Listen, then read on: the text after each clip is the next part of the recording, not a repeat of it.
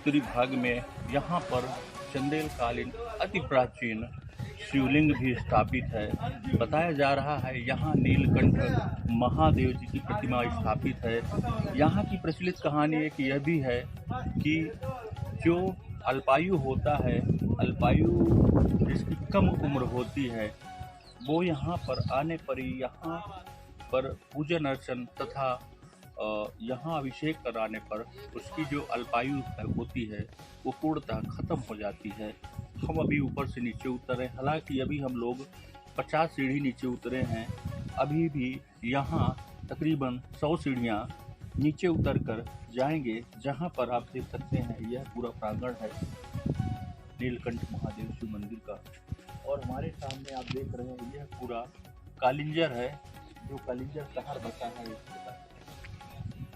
और इस पहाड़ी में वो अजय किला स्थापित था जिसे आज तक कोई जीत नहीं सका। आप देख सकते हैं यह ऊंची अरावली के शिखरों पर महल की बनी दीवारों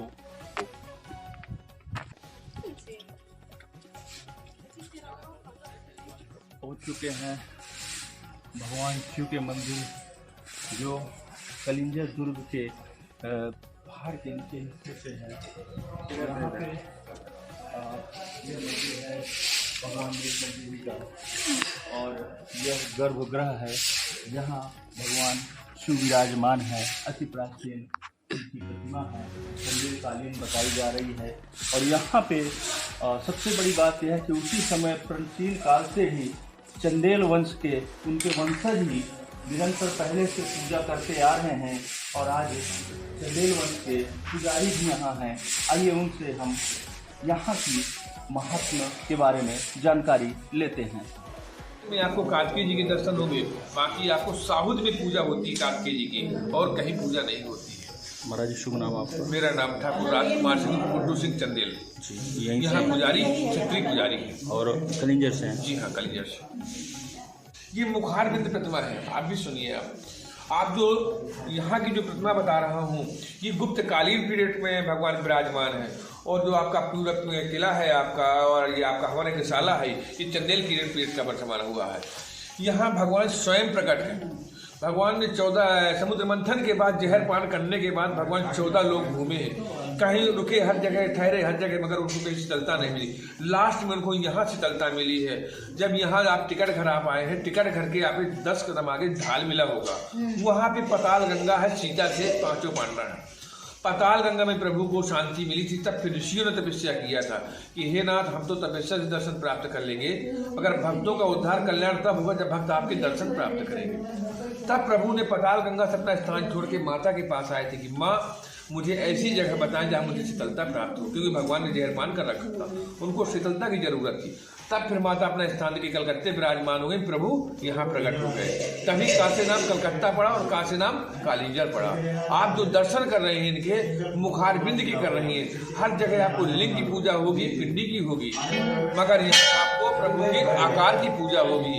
मुखारबिंद है भगवान, हाँ, ये पूरा आकार है प्रभु का, मुंह, नाक, कान, त्रिमुंड, इनको बोलते हैं मुखारबिंद। अच्छा महाराज जी, यहाँ पे एक विशेषता और भी है, बता रहे हैं कि जो अल्पायु होता है यहाँ पे आने पर कुछ अनुष्ठान करने पर उसका जो अल्पायु होता है वो पूरी तरह खत्म हो जाता है, ऐसा? हाँ, और सुनिए आप, एक तो पहले आप बाबा के दर्शन नहीं कर पाएंगे। आप जो बाबा के दर्शन तब होंगे हम आपके, जब प्रभु हम आपकी भक्ति से खुश होंगे।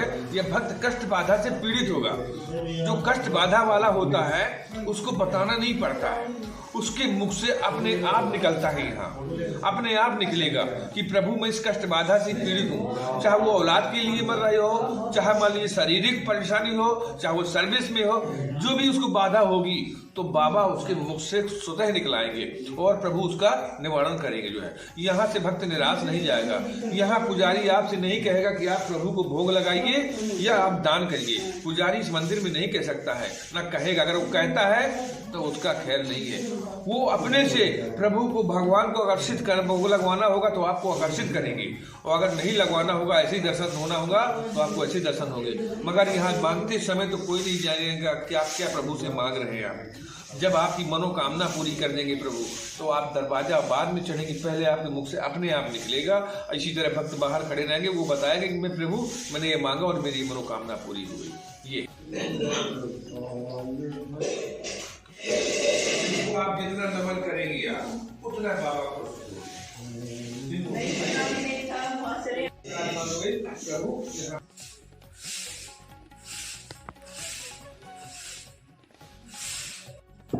हम पहुंच चुके हैं मंदिर के निचले भाग पे, जहां पर भगवान शिव की नटराज की मूर्ति आप देख सकते हैं, चंद्रकालीन। और यह स्थापत्य कला को, यह मूर्ति कितनी पुरानी और उन दिनों कितनी भव्य रही होगी।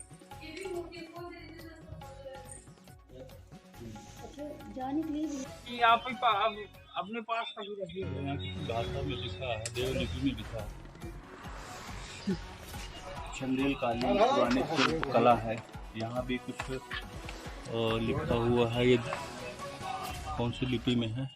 ब्राह्मी लिपि में शायद लिखा है। राज सिंह चंदेल राजा का नाम अंकित है।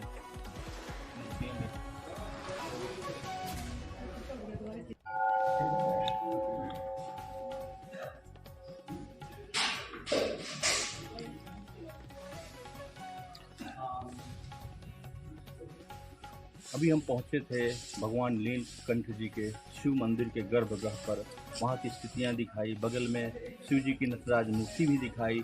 और यह जो ठग है, ये भारतीय पुरातत्व सर्वेक्षण मंडल झांसी के अधीन है, उनके अंतर्गत आता है। लेकिन पर्यटक विभाग की एक सबसे बड़ा सवाल है, और यहाँ पे एक जो अत्यंत जटिलतम समस्या हमको देखने को मिल रही है, वो है शौचालय व्यवस्था।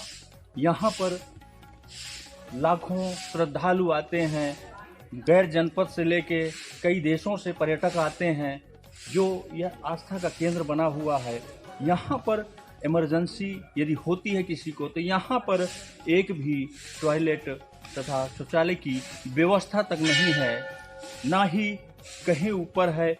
और दूसरी बड़ी एक अहम बात यह है कि इतने बड़े पर्यटक हब होने के बावजूद इस कलिंजर जैसे कस्बे पे ना ही एक रैन बसेरा है, ना ही कोई यात्रियों के ठहरने का समुचित प्रबंध है। हालांकि यहाँ पे जो यात्री आते हैं वो घूम टहल कर और दर्शन आदि कर दिन में ही वापस चले जाते हैं। जो रात्रि में आते हैं वो रात में रास्ते से ही वापस चले जाते हैं। उसकी वजह यह है कि यहाँ पर ठहराव की कोई समुचित व्यवस्था न होने के चलते यह पर्यटकों की आवागमन में थोड़ा सा कमी आ रही है, जबकि यह देश का एक महत्वपूर्ण और आस्था का केंद्र भी है और अजय किला है, जहाँ का इतिहास आज हमारे पन्नों में अंकित है।